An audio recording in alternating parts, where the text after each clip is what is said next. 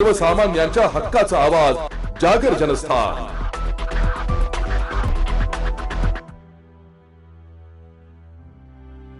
राज्याचे उपमुख्यमंत्री राष्ट्रवादी काँग्रेस पक्षाचे अध्यक्ष अजित पवार यांचे बारामतीमध्ये विमान अपघातात दुर्दैवी निधन झाले।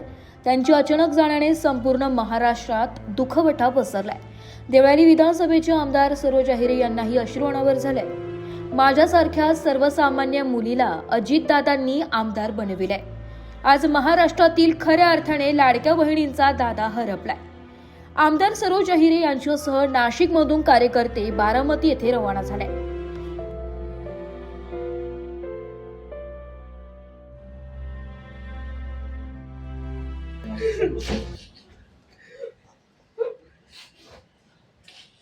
माझ्यासारख्या सर्वसामान्य मुलीला त्यांनी आमदार बनवला, एवढा विकासाचा निधी दिला। आज मी दादांना श्रद्धांजली व्हायची वेळ येईल माझ्या आयुष्यात, कधी विचारही नव्हता केला।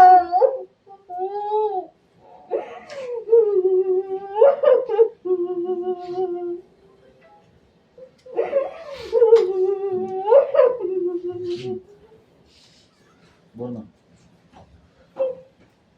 हो हो हो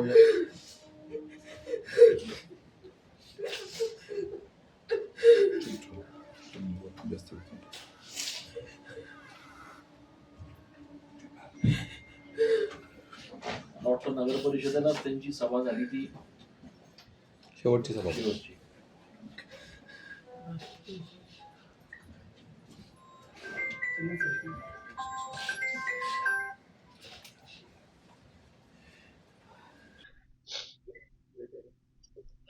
माझा खूप मोठा आधार आज हरपलाय। 1990 वडील गेले आणि आज माझा राजकीय गॉडफादर दुर्घटनेने खूप मोठं संकट आमच्यावर आलेलं आहे, सर्व राष्ट्रवादी कुटुंबावर, संपूर्ण महाराष्ट्रावर आणि वैयक्तिक माझं म्हणाल तर माझ्या मोठ्या भावाचा, माझ्या दादाचा हात आज हरपलाय।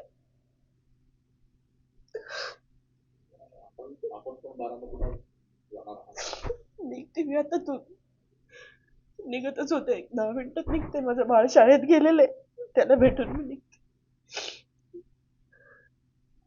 राजकीय गॉडफादर होते, पण एक दादा, लहान मोठा भाऊ म्हणून तुम्ही त्यांच्याकडे कायम, म्हणजे देवगिरीला मीटिंग असली तर आवर्जून जेवली का ग इथपर्यंत बारीक लक्ष असायचं। जर मी कधी बाजूला उभी दिसली किंवा काही कामात, काही ग जेवली नाही का, इथपर्यंत बारीक लक्ष।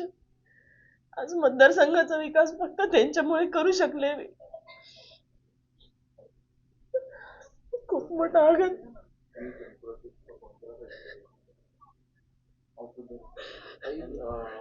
मधल्या काळामध्ये निवडणुकांच्या वेळेला दादांच्या सभा देखील नाशिकमध्ये झाल्या होत्या। अत्यंत सर्वसामान्य लोकांवर एक पूर्ण अधिराज्य गाजवणारा असा नेता म्हणून दादांची ओळख। आपण वैयक्तिक दादांना नेता म्हणून कसं बघता, काय? एक विकासाचं विजन असलेला, मला काही जास्त बोलू शकत नाही मी आजचे दिवस, मला माफ करा।